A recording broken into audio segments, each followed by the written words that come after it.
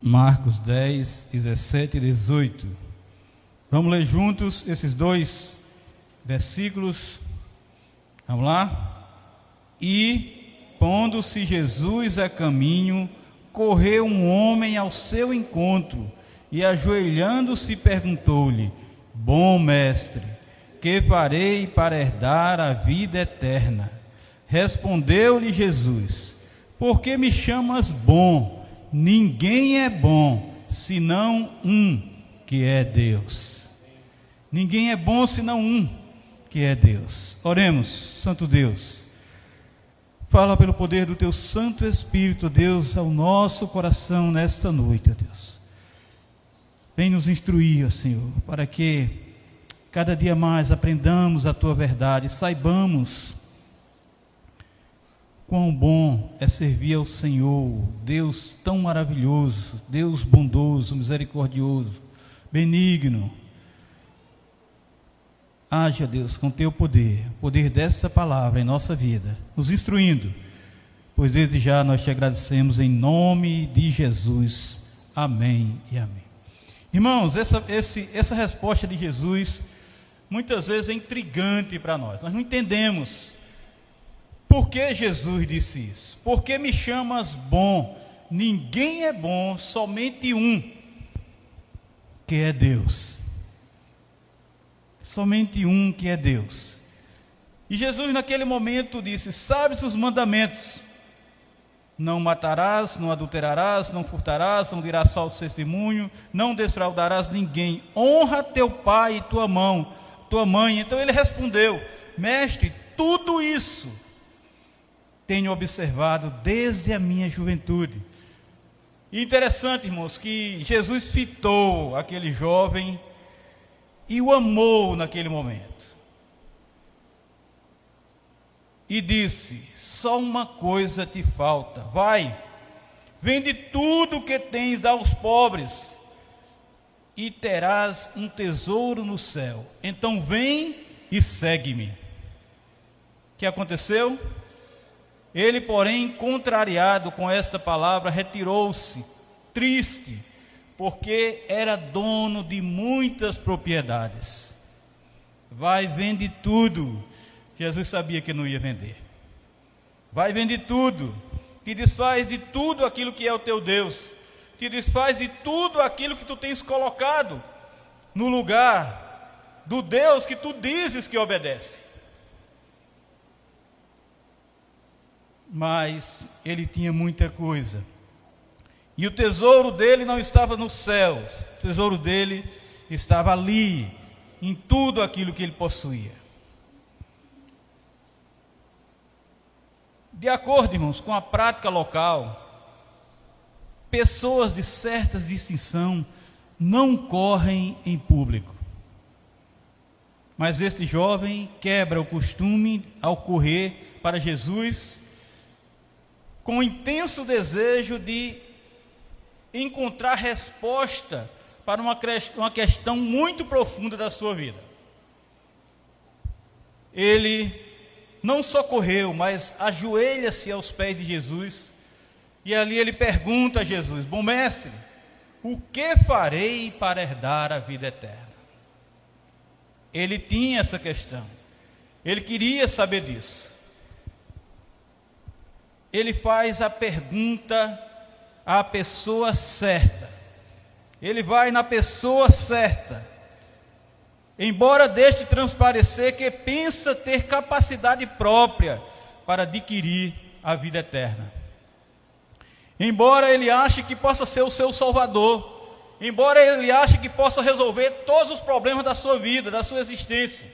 Mas Jesus adverte aquele homem rico a não usar o adjetivo bom, impensada e apressadamente. Deus é o único que é absolutamente bom. Ainda assim, Jesus parece sugerir que, pela pergunta do homem, ele pensa ser bom. Ele pensa que ele mesmo tem bondade, embora reconheça não ser bom o bastante para merecer a aceitação de Deus, segundo o comentarista Devey. Mas outro comentarista chamado Hendricks, ele diz que o estranho que faz isso é chamado em Mateus de um jovem, por Lucas de um homem de posição, e por todos os três descrito como sendo dono de muitas propriedades. Portanto, o termo composto jovem rico lhe é geralmente atribuído. Ele era muito provavelmente um dos oficiais da liderança da sinagoga local. A declaração de Marcos, no entanto, relatando a ação desse jovem, é a mais vívida dos três. De acordo com o seu relato, ele não somente correu para Jesus, mas também ajoelhou-se aos pés de Jesus. Ao fazer isso, irmãos, também fez ele a pergunta: bom mestre, que farei para herdar a vida eterna? Irmãos, diante do seu estado emocional, evidenciado pelo fato de que ele correu e ajoelhou-se aos pés de Jesus, ele pode muito bem ter estado proferindo penosamente a questão que perturbava, que estava perturbando muito o seu coração, perturbando muito a sua mente naquele momento. Ele dirige-se a Jesus, expressando exatamente o termo que nós dissemos até agora: bom mestre. E a designação mestre de Jesus era completamente apropriada. Sim, Jesus era e na verdade ainda é o mestre.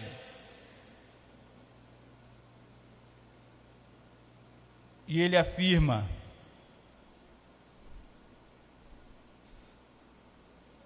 bom mestre. Naturalmente isso também era verdade, mas evidentemente não no sentido que aquele jovem tinha entendido por bondade, por ele ser bom, por Jesus ser bom.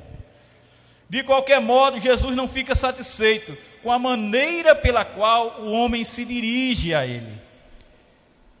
Será que ao dizer essa palavra, Jesus queria negar sua bondade? Será que Jesus estava querendo negar, inclusive, sua divindade? Jesus, na verdade, está dizendo: você, meu jovem, não está abordando a questão da bondade de uma forma adequada, quando, sem pensar duas vezes, me chama bom mestre. Se você realmente deseja contemplar a bondade, deveria pensar em Deus, que é o único que é bom, bem como deveria guardar os seus mandamentos. Parece uma questão de querer bajular o mestre sem saber o que estava falando. O interesse de Jesus aqui não é o de glorificar a si mesmo, mas sim glorificar e exaltar tão somente a Deus. Não é também o de dar qualquer instrução concernente à sua própria pessoa, mas indicar a vontade revelada de Deus o Pai, como uma prescrição única e perfeita para agradá-lo. Não agradar a ele, Jesus veio agradar o Pai. Então aquele jovem tinha que pensar nisso também. Cristo quer que aquele que fez a pergunta compreenda: não atribua a mim de modo leviano, sem saber com quem você está falando, algo que pertence tão somente a Deus, o Pai. E Jesus conclui que o uso impensado da palavra bom, ao dirigir-se a alguém que o perguntador considera um mestre humano, é uma prova do entendimento superficial que esse jovem tem do que significa ser bom. Por isso que Jesus disse aquilo. Se ele realmente cresce, se houvesse fé naquele jovem, de todo o seu coração que Jesus era bom, no sentido mais elevado do termo, teria sim, aquele jovem imediatamente obedecido a ordem que o Senhor estava para lhe dar. Ele iria obedecer essa ordem. Vai, vende tudo o que tens, dá aos pobres e terás um tesouro no céu. Então, vem e segue-me. O que aconteceu? Ele, porém, contrariado com esta palavra, retirou-se triste, porque era dono de muitas propriedades. Caiu por terra a expressão de bondade, de bom mestre. Caiu por terra tudo aquilo que ele quis expressar para colocar em Jesus, para colocar na pessoa de Jesus, porque ele não obedeceu o mandamento do Senhor. Irmãos, nós precisamos provar da bondade do Senhor, conhecendo o Senhor. Quem conhece a Cristo verdadeiramente sabe que Ele é sim bom, benigno, porque Ele é Deus, Ele está com o Pai está nele. Mas não é só dizer que Ele é bom, e daí? Como é que você testemunha isso? Como é que você vive isso? O que você expressa de Jesus é aquilo que você vive, ou simplesmente diz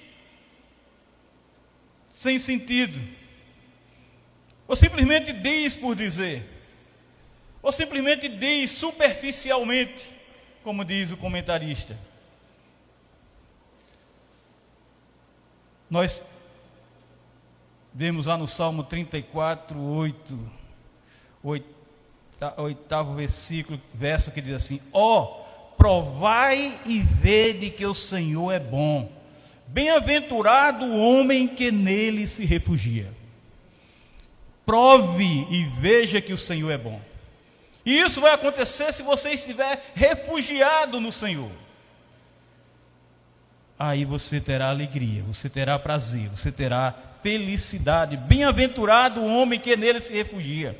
Nesse Senhor que realmente é bom, mas você tem que provar, você tem que saber o que está dizendo. Não dizer por dizer, não dizer por bajulamento, não dizer simplesmente da boca para fora. Isso tem que sair do teu coração, tem que sair do teu íntimo, tem que sair do teu espírito, tem que sair da verdade que você vive, da verdade que é bom mestre. Por quê? Porque Ele está em você, porque eu já não vivo, mas Cristo vive em mim.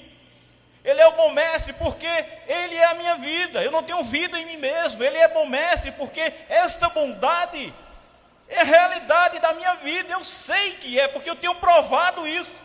Eu sei que é, porque eu vejo isso. Eu sei que é. Eu sei que é. Não é um sentimento que eu tenho simplesmente. Eu sinto que o Senhor é bom. Não, eu provo, eu vejo, eu levo para o laboratório.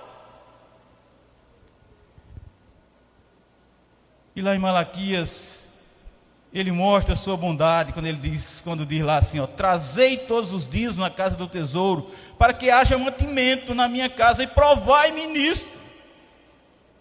Provem que eu sou bom, provem que eu sou benigno, provem que eu sou misericordioso, provem que eu sou gracioso para com vocês. Provai-me nisso, diz o Senhor dos Exércitos, se eu não vos abrir a janela do céu e não derramar sobre vós bênçãos sem medida.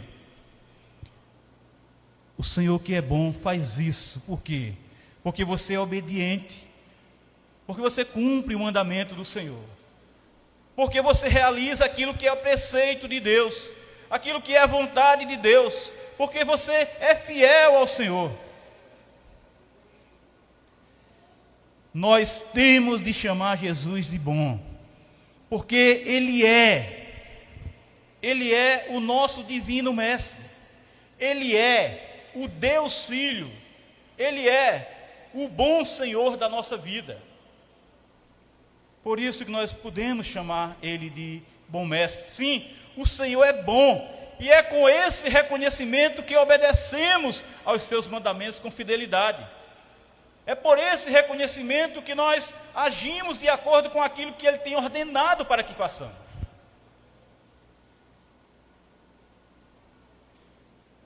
Nós provamos e vemos que o Senhor é bom, tendo-o como nosso verdadeiro refúgio e fortaleza. Creiamos que a bondade e misericórdia do Senhor seguirão todos os dias na nossa vida, pois o temos como nosso pastor, como nosso guia, como nosso cuidador, como nosso libertador, como nosso livrador, como nosso supridor. Creiamos nessa bondade do Senhor, creiamos nesta ação, porque Ele prova que é bom. O Senhor simplesmente não diz que é bom, mas Ele prova isso. Assim como o Senhor tem provado o amor dEle, Ele provou o seu amor, não foi simplesmente dizendo na palavra que Ele ama. Ele provou enviando o seu Filho para morrer por nós, pecadores, que não merecíamos graça nenhuma do Senhor. Mas Ele disse: eu amo vocês, porque Deus amou o mundo de tal maneira, Deus amou os seus eleitos, Deus amou os seus escolhidos, mas Ele não amou de palavras, Ele não amou com uma tese, Ele não amou com uma ideia, Ele amou com atitude, enviando o seu Filho Jesus para morrer e tomar o nosso lugar naquele trono de vergonha e dor. É assim que Deus faz, é assim que nós vemos a bondade de Deus. Ele prova isso, Ele mostra isso. Se eu não vos abrir a janela dos céus e não derramar sobre vós bênçãos sem medida, experimentemos que o Senhor é bondoso, pois Ele é quem nos dá o genuíno leite espiritual, e por Ele o crescimento para a salvação, como está lá em 1 Pedro, capítulo 2, versículos 2 e 3. Creiamos, mas creiamos e descansemos, porque os olhos do bondoso Senhor repousam sobre os justos, e os seus ouvidos estão abertos às suas súplicas. 1 Pedro, 3 capítulo, versículo 12. Irmãos, sabendo disso, como então procederemos? Nós que somos cristãos genuínos, que reconhecemos a benignidade do bom mestre e vivemos para a glória do Senhor. Como procedemos como cristãos? Como procedemos como cristãos verdadeiros, genuínos? Salmo 34 responde isso para nós. Salmo 34 responde isso para nós. Como procederemos? Bendizendo o Senhor em todo o tempo, e tendo o seu louvor sempre em nossos lábios. Bendizendo o Senhor em todo o tempo, e tendo o seu louvor sempre em nossos lábios, rendendo graças ao Senhor, glorificando o seu nome, reconhecendo que Ele é bom. Também, irmãos, tendo a nossa alma gloriando-se no Senhor, para que os humildes ouçam e se alegrem com isso, testemunhando isso, gloriando no Senhor, para que os humildes ouçam e se alegrem com isso, e saibam que só o Senhor é o nosso Deus, só o Senhor é o nosso Pai, só o Senhor é o soberano, o majestoso, o todo-poderoso da nossa vida. Também, irmãos, convidando a todos para engrandecermos o Senhor e numa só voz exaltarmos o seu nome. Convidando aqueles que precisam de Cristo, convidando aqueles que carecem do amor de Deus, convidando aqueles que precisam da graça de Deus, buscando o Senhor, porque é Ele quem nos acolhe e nos livra de todos os nossos temores, não é mais ninguém. Nós temos que buscar o Senhor, porque é Ele, somente Ele, que nos acolhe e nos livra de todos os nossos temores, nos dá segurança, nos dá esperança, nos dá confiança. Também, irmãos, contemplando o nosso Senhor e Deus, para sermos iluminados e os nossos rostos jamais sofrer vexame, jamais sofrer afronta, jamais sofrer humilhação por causa da proteção do Senhor, por causa do guiar do Senhor, por causa do guardar do Senhor. Orando, rogando, clamando ao Senhor, porque é Ele quem nos livra de todas as nossas tribulações. Orando, rogando, clamando ao Senhor, porque Ele é quem nos livra de todas as nossas tribulações. Também crendo que o anjo do Senhor acampa-se em volta daqueles que o temem, e Ele lhes dá o livramento. Tudo isso, irmãos, porque o Senhor é bom, porque o Senhor é benigno, porque a benignidade do Senhor está direcionada para os seus, não é para todo mundo não, é para os seus. Temos que crer, falamos, mas nós cremos nisso, nós vivemos isso, que o anjo do Senhor acampa-se ao redor de nós.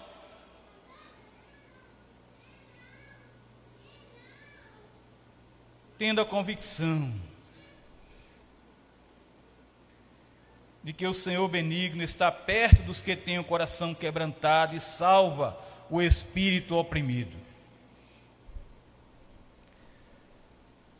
Confiando e descansando na certeza de que os que buscam o Senhor, bem nenhum lhe faltará.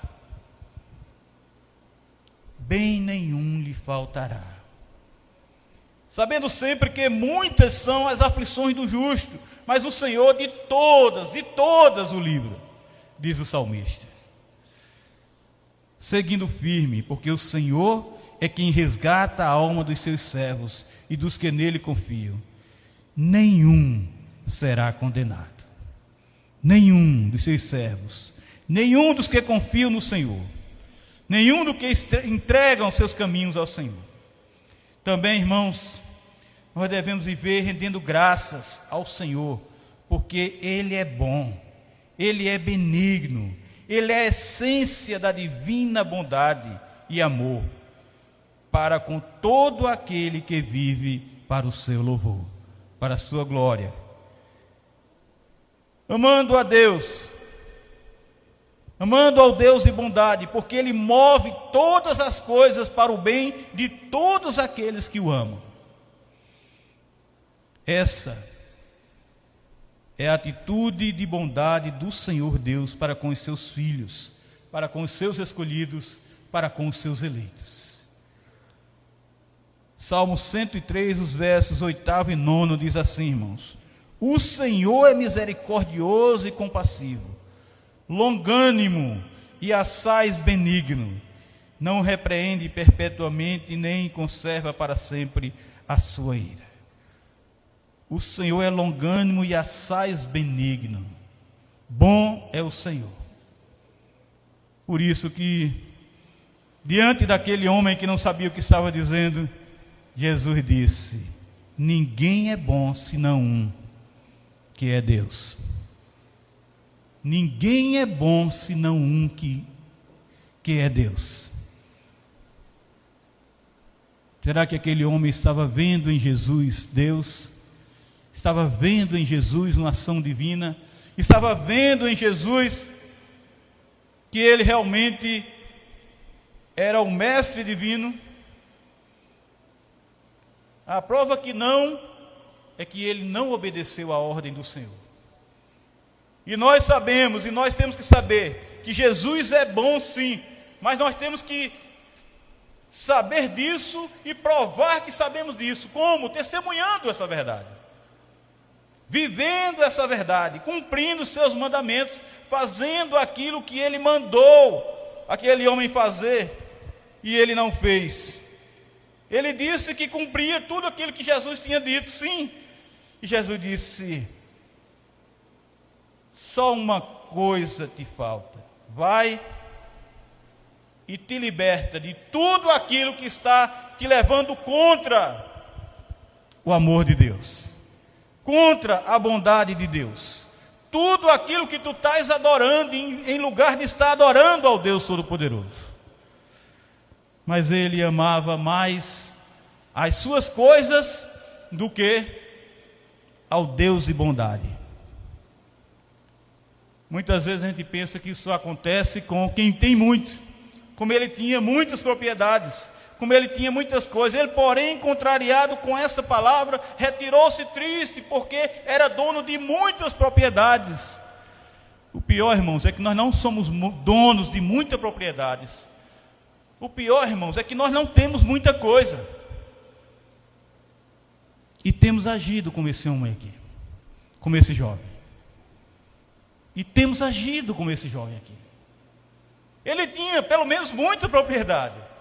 Ele tinha pelo menos muitos tesouros e nós não temos. Mas agimos como ele. Fazemos exatamente o pior do que ele fez. Dar as costas para Jesus. Retirar-se da presença de Jesus. Porque as coisas do mundo são melhores. Porque as coisas que o mundo de fantástico está oferecendo, de fantástico, de maravilhoso, é muito mais atrativo do que o amor de Deus. É muito mais atrativo do que a bondade de Deus. É muito melhor do que os tesouros dos céus. E isso é provado. Como é provado? Nós provamos isso em nossa vida quando nós trocamos tudo isso por Deus. Quando nós trocamos tudo isso por Jesus. Quando nós trocamos as coisas do mundo por Jesus. Deus é bom. Deus é muito bom e você tem provado isso, meu irmão. Você tem provado isso, minha irmã. A bondade divina. Deus é bom. Então, fique com esse Deus bondoso. Fique com esse Deus misericordioso. Fique com esse Deus benigno. Nunca o abandone. Porque a bondade de Deus é para os seus escolhidos. A benignidade de Deus é para nós. Deus é bom para nós.